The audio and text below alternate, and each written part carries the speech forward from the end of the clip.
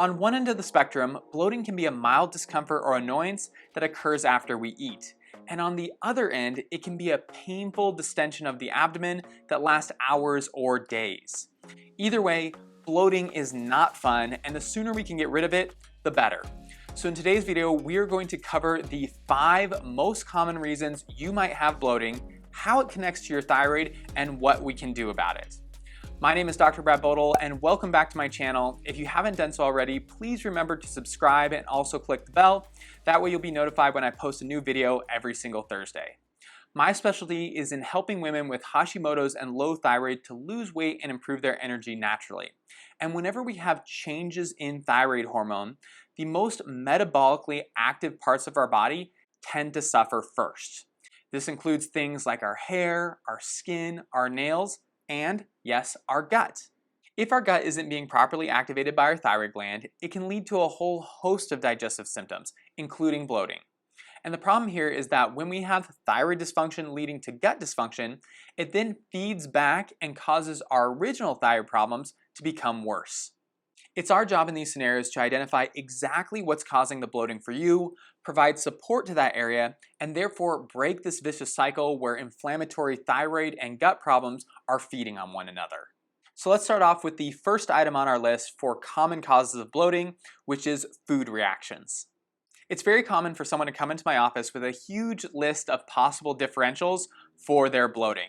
But when we start to dig into things, we find out that their diet could use a fair amount of work. While food reactions aren't always the cause of bloating, which is why we have 5 to cover today, it's a very common sticking point for people with thyroid issues due to the fact that thyroid problems leads to changes in digestion, which can cause us to be more sensitive to certain kinds of foods. This is why diet and nutrition is always my first stop. It's commonly involved and it's relatively easy for us to change.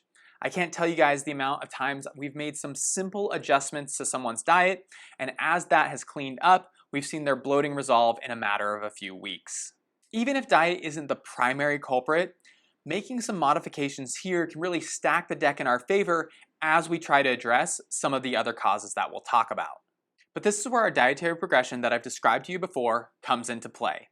If you haven't already, adopt a whole foods diet and make it more restrictive as dictated by your symptoms.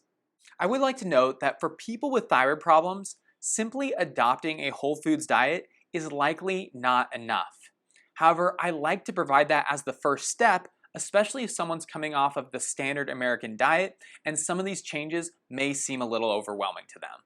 Once you're doing well avoiding processed foods and sugars, one of the biggest steps you can take to improve your thyroid health that we consistently see in the clinic and in the community is avoiding grains and dairy. While they might not be problematic for everyone, they can be a challenge for our gut to break down and digest.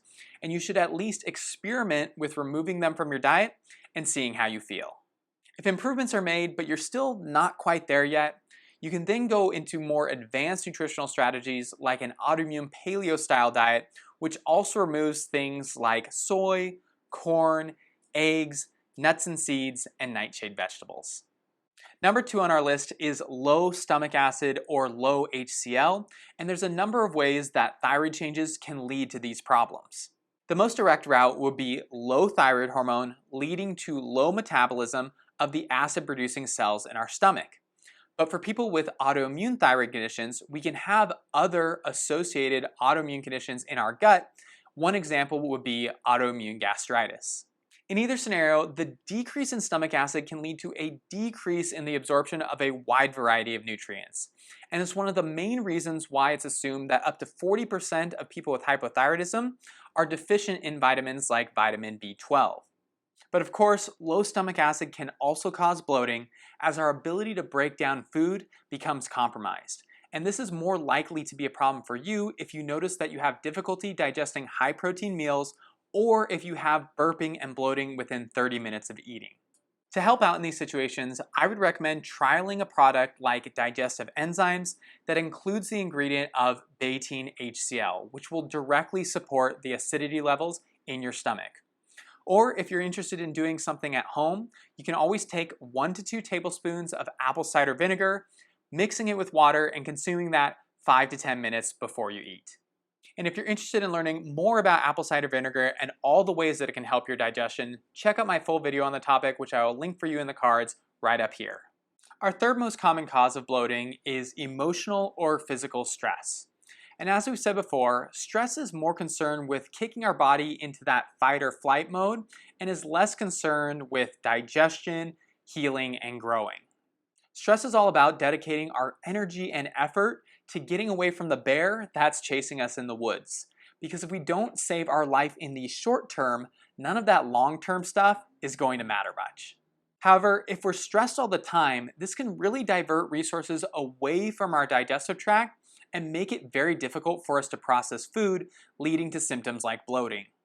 This is the reason why you might be doing a good job with your nutrition, but if you have a really tough day at work or maybe you go too hard in the gym, you'll notice that you develop bloating after either one of those scenarios. To help manage your stress, make sure you're consistently dedicating some time to you. Detach from things like your phone, computer, and TV, and instead spend time reading, meditating, or doing light exercise. If that isn't enough, it's always a good option to seek professional help. But before we move on to our last two causes, let's take a break, catch our breath, and leave me a comment if you have any questions so far. Also, if you've made changes in the first three areas and you've noticed improvements, I'd love it if you could share some of your experience because someone else who's going through the same thing might benefit from your expertise. Now, our first three causes were all related to changes in human physiology, and our last two are going to be more related to changes in our microbiome or the bugs that live in our GI tract. So our fourth cause of bloating is dysbiosis. In the medical community, it's common for them to look for overt pathogens or infections. And when I say the term dysbiosis, this is not necessarily what I'm talking about. Dysbiosis is just a general term that refers to the distribution of the microbes in our gut. And in this case, it is an unfavorable distribution. Dysbiosis doesn't mean that there's a particular infectious microbe that shouldn't be there. Instead, the ones that normally inhabit your gut may be in levels that aren't optimal for your own health. This can lead to an inefficient digestive process, poor absorption of micronutrients, and yes, abnormal production of gas, leading to things like bloating.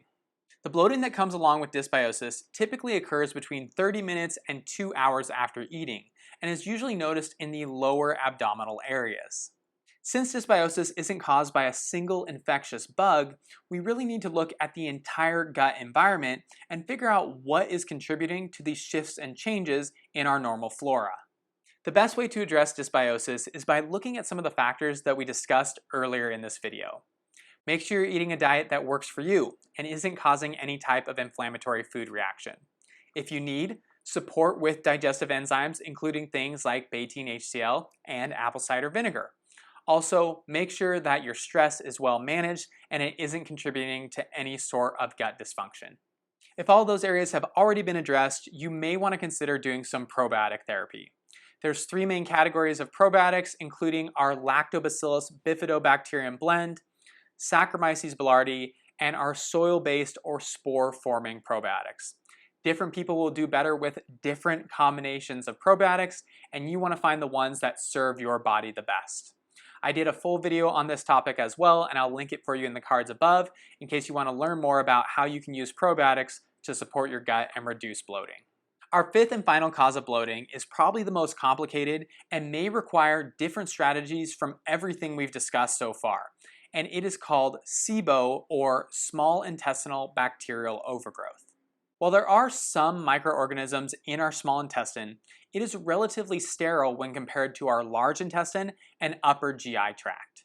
While the exact mechanism for why this occurs still isn't known, in the case of SIBO, what happens is bacteria gets into our small intestine and is allowed to proliferate or grow uncontrollably, thus bacterial overgrowth, as the name implies.